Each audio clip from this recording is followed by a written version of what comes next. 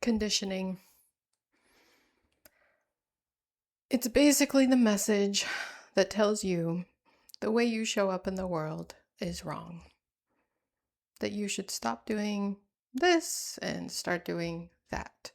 That you are not going to need to do this anymore because the only way we accept you is when you do that.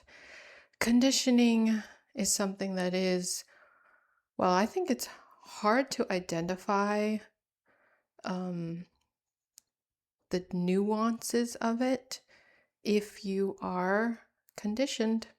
Let's be honest, because you were successfully conditioned.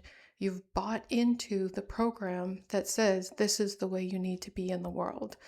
And that means while I'm not saying necessarily you didn't have any friction, but somehow the conditioning won, if that makes sense. For other people, there's so much friction that they are not conditioned, as in the conditioning program doesn't work. And I think that there's a lot of people with autism that can relate to this. So if you have sensory processing issues, like challenges, and you need to wear headphones to protect yourself from all of the very much sounds that exist, they might say to you, we don't wear headphones in this environment. And you might say, there's too much friction for me to go ahead and stop wearing my headphones. And I didn't understand this for a really long time. And I honestly was conditioning my own kid with autism. Of course, they did have a late diagnosis, but the thing is, I didn't know that what I was doing was conditioning. What I thought I was doing was setting up my kid to be successful in the world, which as a mom, I want that, right? So I would say, like, if you do this, then it's not going to be seen well by others, right? Or it's not going to be expected. That would be unexpected in this situation. So I thought that I was doing my best parenting to set up my kid for success by conditioning them. And this is where a lot of conditioning gets passed on through generations. And the conditioning of what, let's say, my family or what I thought was proper or good or whatever conditioning, let's say, you were brought up with, it's more likely that I'm going to pass that on to my kid, right? And your specific situation could be very different based on your culture, your upbringing, your country, your language, your societal expectations. So what looks and feels good for conditioning, it really is very dependent, which makes you wonder, why do we have to all follow these basically unwritten rules that are passed down through the generations to do or be X? Why? Why do we need to do it? And this is where I think the friction really can create hardship and challenges for people with autism, because they can feel, I say they, all of us can feel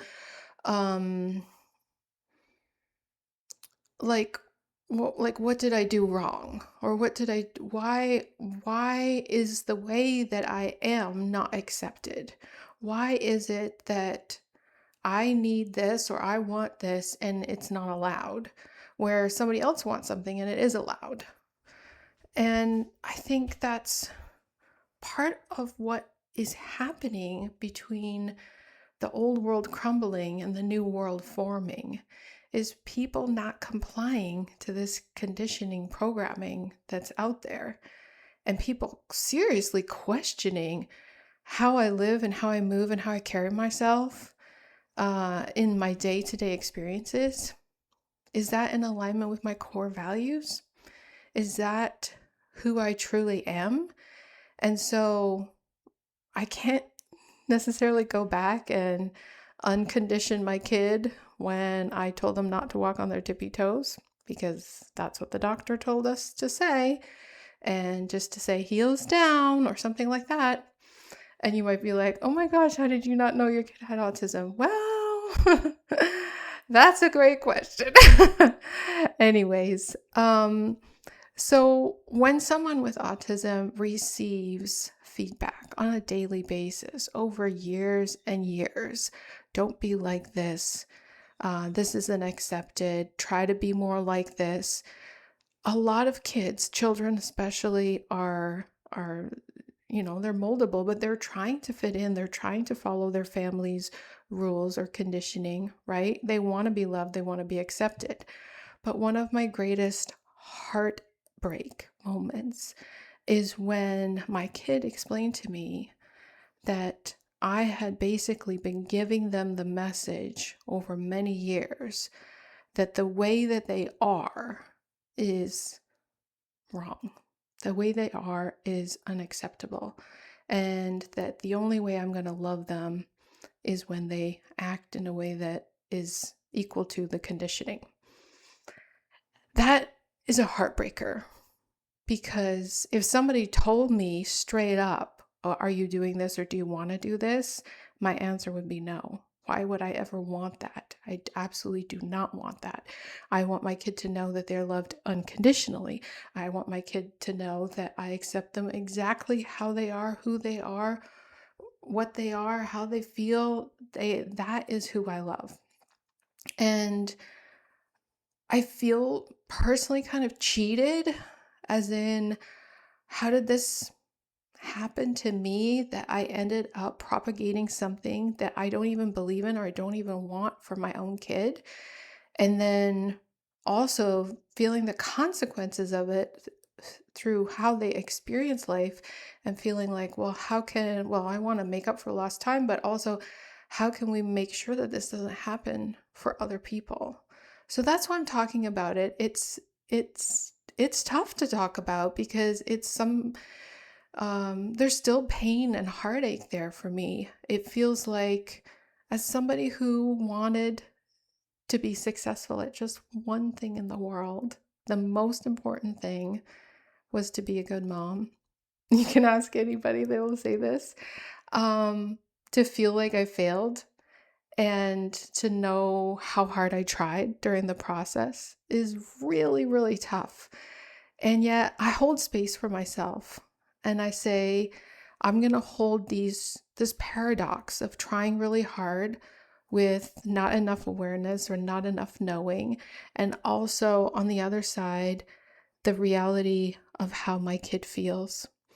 I'm not going to deny them that expression, that truth that they feel, because I say, oh, well, I tried really hard, so now you're not allowed to feel that way, right? Like, that doesn't make any sense. So it's just important for us, wherever you are at with the conditioning experience, whether you feel you've propagated it unknowingly, maybe knowingly, maybe you still are propagating it. So hopefully this brings some awareness that it's not good and please stop.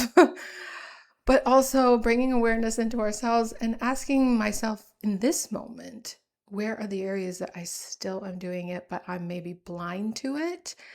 As in, if I've been conditioned successfully, then I'm propagating these things and I state them as, let's say, truth or expectations, or being socially aware or something. Like, you always have like a good little tag for it, but we need to go deeper and be like, but why? And does this align with my core values? And is this about belonging, or is this about, I don't know, I guess more like full expression of your essence? Because that's my core value. I want every human to be able to experience the essence, their personal essence, as a whole, complete soul, and feel seen and heard and acknowledged, and that they don't need to, nobody needs to comply to some unwritten rules that have been projected down onto us. Like, think of all of these different programs that have been projected down onto us. Like, just for an example, is like, as a girl, as a woman, you need to be nice. Like, I was just talking with my kid the other day about swear words, and I was like, I think the one reason why I would swear is to rebel against that program. Now, I have other reasons why I won't swear, but it's like because we need to undo the program where if you're um, a nice girl, you get rewarded for certain behavior. And if you're not a nice girl, then you get, let's say, the consequences of that. That's still programming. That's still socialization. And it doesn't um it doesn't I guess my point is that I should be able to um swear or not swear, not to need to swear to break a program. Does that make sense? Like, if I don't want to swear and my core value is to not swear, then I should be able to not swear and not be assumed to be a nice girl or to be compliant.